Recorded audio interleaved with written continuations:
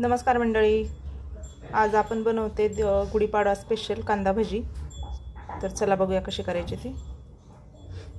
तर मी एक कांदा उभा चिरलेला आहे, मोठा कोथिंबीर चिरली, त्याच्यामध्ये आता आपण मसाले घालूया।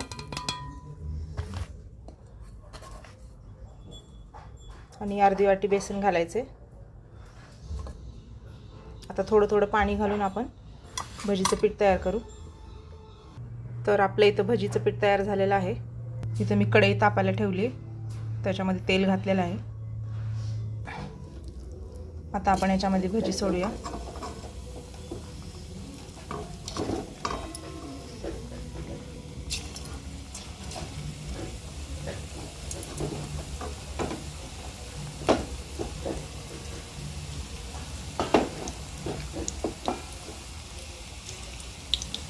तर गुढीपाडव्याच्या सगळ्यांना हार्दिक शुभेच्छा।